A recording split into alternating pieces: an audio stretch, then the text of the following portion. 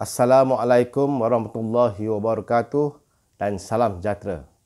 Seperti biasa, saya akan mulakan video ini dengan meminta tuan-tuan untuk subscribe channel YouTube Dr. Amran untuk memberikan saya ruang dan peluang berkongsi pengalaman, meluahkan pendapat tentang situasi politik di negara kita pada hari ini. Okey, pada video kali ini, saya memilih untuk bercakap tentang kebenaran yang telah timbul bahawa sebenarnya Lim Guan Eng lah yang telah mencadangkan nama Datuk Seri Shafie Apdal kepada Tun Dr. Mahathir Mohamad untuk menjadi calon PM seterusnya setelah berlakunya pertembungan di antara Datuk Seri Anwar dengan Tun Dr. Mahathir Mohamad. Sebab tu saya fikir, dalam bijaksana, dalam sepandai-pandai Lim Guan Eng ni, kenapalah dia pergi cadangkan Datuk Seri Shafie Apdal? Datuk Seri Shafie Apdal kini adalah Ketua Menteri Sabah dan juga Presiden kepada warisan yang memegang hanya 9 kerusi parlimen. Okey. Kenapalah DAP selaku Abang Long dalam Pakatan Harapan ataupun boleh kata macam Tauke lah, kan, mencadangkan Datuk Seri Shafie Apdal?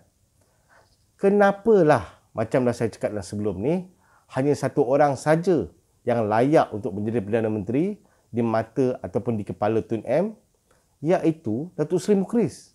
Kenapa Lim Guan Eng tak cadangkan Datuk Seri Mukhriz ataupun anak-anak yang lain lah? Tun Dr. Mahathir Mohamad, ada lagi Datuk Seri Marina boleh jadi PM. Wanita yang pertama pula kalau jadi PM. Ataupun panggillah anak-anak lain. Tapi yang paling dekat dengan politik ni adalah Datuk Seri Mukhriz, iaitu bekas Menteri Besar Kedah. Kenapa Lim Guan Eng tak cadang je Mukhriz? Senang. Sebab pada saya, selagi Datuk Seri Mukhriz ataupun anak Tun M tak jadi PM ataupun tak jadi bakal PM, maka selagi itulah negarawan yang telah menjadi Perdana Menteri selama 22 tahun, Perdana Menteri paling lama di Malaysia ni, akan terus meroyan, akan terus mengamuk, akan terus menyalahkan mana-mana Perdana Menteri yang menjadi Perdana Menteri selepas ataupun sebelum beliau. Jika kita tengok rekod sebelum ini, Pak Lah pun diserang oleh Tun M. Datuk Seri Najib pun kena serang dengan Tun M. Dah habis Tun M jadi PM, letak jawatan, kini Tan Sri Muhyiddin jadi, pun dia serang juga. Sebab itulah DAP ni hanyalah nak balik jadi kerajaan, nak kembali berkuasa. Dan mereka sebenarnya tak kisah pun. Siapa-siapa jadi PM pun okey. Datuk Seri Anwar pun okey. Tun M pun okey. Datuk Seri Shafie Apdal pun okey. Dan juga kenapa tak namakan Datuk Seri Mukhriz? Senang. Sebab DAP sebenarnya hanyalah nak power, nak kembali jadi kerajaan. Siapa-siapa jadi PM pun tak kisah. Sebab itulah, kalau saya akan cadangkan kepada Tun M agar melantik Datuk Seri Mukhriz sebagai PM. Akan meredakan keadaan. Dan jika Pakatan Harapan memenangi PR15, maka Datuk Seri Mukhriz akan menjadi PM dan tentunya pastinya Tun M tidak akan lagi menyerang Perdana Menteri. Sebab itu anak dia. Sebab itulah saya katakan, kenapalah tak lantik Datuk Seri Mukhriz sebagai PM ataupun bakal PM. Itu satu. Kedua, penamaan Datuk Seri Shafie Apdal ni sebagai calon PM Pakatan Harapan adalah satu yang bagi saya mempelekehkan rakan-rakan yang ada dalam Pakatan Harapan itu sendiri. Okeylah, Datuk Seri Anwar ditolak tepi. Okey, cadanglah pula Mak Sabu. Kenapa Mak Sabu tak jadi PM? Mak Sabu ni hebatlah. Bukan saja seorang pemimpin yang pandai masak. Malah beliau telah menunjukkan ketukahan beliau semasa menjadi Menteri Pertahanan. Elephant fight with elephant. Dan juga beliau telah menunjukkan betapa beliau ni seorang pemimpin yang berkaliber. Dan yang paling penting sekali, Parti Amanah Negara ataupun PAN mempunyai 11 ahli parlimen berbanding 9 yang dimiliki oleh warisan yang dipimpin oleh Datuk Seri Shafie Apdal. Kenapa tak lantik Mak Sabu? Kenapa nak lantik Shafie Apdal yang duduk berpusat di Sabah dan mahu mentadbir Malaysia daripada Putrajaya? Itu yang saya tak faham. Oleh itu saya cadangkan, oleh kerana dijangka ataupun kabar-kabar angin dah mula bertiup bahawa PR15 akan diadakan tidak lama lagi. Jadi saya nak cadangkan DAP selaku abang besar dalam Pakatan Harapan kembali menamakan Datuk Seri Mukris sebagai calon Perdana Menteri ataupun Mak Sabu. Kita tunggu. Kita memang tunggu.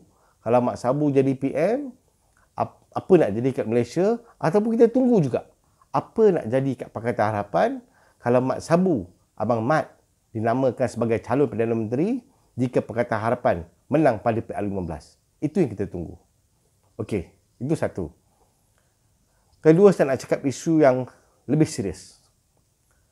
Baru-baru ini, satu pertubuhan Cina, Huazhong, kembali menghangatkan negara dengan isu UEC-nya. Pertubuhan Cina tak habis dengan isu UEC ataupun UEC ni macam SPM lah. Tapi datangnya daripada tak silap Hong Kong ataupun Taiwan. Tak silap saya. Dan mereka ini tak habis cuba membakar ataupun cuba untuk merosakkan sistem pendidikan negara. Dalam video sebelum ni saya dah bagi tahu dah apa akan jadi kepada kerajaan Perikatan Nasional Pimpinan Tan Sri Muhyiddin kalau kerajaan memutuskan untuk mengiktiraf UEC. Tetapi kali ni saya nak cakap pula, kalau kita dah iktiraf UEC, UEC ni sijil yang datangnya daripada luar negara, daripada negara China, Hong Kong ke Taiwan, saya tak apa ingat. Tetapi lepas kita iktiraf UEC pula, apa pula kata masyarakat India? Mereka pun nak juga SPM daripada negara India. Lepas kita dah bagi UEC untuk orang Cina, saya pasti kaum-kaum lain juga akan meminta hak mereka untuk mengambil peperiksaan bertaraf SPM daripada negara asal. Ini adalah sesuatu yang tidak baik untuk Malaysia. Dan kalau kita nak buat peralihan ataupun sekolah satu aliran, inilah masanya ketika sekolah baru mula start setelah mengalami cuti yang lama akibat pandemik COVID-19. Inilah masanya untuk kita mengubah semula sistem pendidikan negara dengan mewujudkan sekolah satu aliran semata-mata. Tak ada masalahnya ibu bapa ataupun mereka yang marah dengan saya kerana pernah menyuarakan hasrat untuk menutup SJKC, untuk menutup SJKT dan mengembalikan semua pelajar-pelajar dalam satu aliran di sekolah kebangsaan, tak perlu marah kat saya. Kerana akhirnya Malaysia akan menjadi sebuah negara yang lebih baik dan kita akan mampu untuk melihat semua rakyat Malaysia, tak kira bangsa Melayu, Cina, India, akan mampu untuk bertutur dengan fasih dalam bahasa Melayu. Sebab adanya sekolah-sekolah vernacular ni lah, kita masih lagi lihat ada beberapa orang rakyat Malaysia dalam video-video yang tersebar dekat luas, dekat viral dekat Facebook ni, tidak mampu untuk bercakap bahasa Malaysia. Mana mungkin kamu mampu mengaku kamu rakyat negara ini kalau kamu tidak mampu berfasih untuk berbahasa kebangsaan. Justru saya nak minta Menteri Pendidikan, tak kisahlah yang sekarang ke ataupun yang akan datang ke, mempunyai satu keberanian. Keberanian untuk kita kembali mencorakkan sistem pendidikan negara dengan mewujudkan sekolah satu aliran saja yang mana akhirnya bermatlamatkan untuk mewujudkan bangsa Malaysia yang lebih baik. Sampai bila kita nak hidup dalam perkauman macam ni? Dalam politik pun perkauman. Sebab ia bermula daripada sekolah. Kalau kita tak mulakan sikap berbilang bangsa, faham memahami antara satu sama lain ini di peringkat sekolah, maknanya kita akan membiarkan masyarakat kita terus terlibat dalam kepompong perkauman yang cukup kuat yang akhirnya tidak akan membawa Malaysia ke mana-mana, tidak akan menjadikan Malaysia sebuah negara yang lebih baik dan juga tidak mampu untuk melahirkan bangsa Malaysia yang sebenar, yang kuat, yang bersatu padu, walaupun Malaysia ini pada dasarnya, pada permukaannya berbilang kaum, tetapi hubungan antara kaum itu sebenarnya ibarat orang kata macam time bomb lah. Kalau ada isu besar-besar yang mungkin meletus, mungkin akan menyebabkan berlaku kekacauan, huru-hara dan juga mungkin perang di antara kaum dan sebagainya.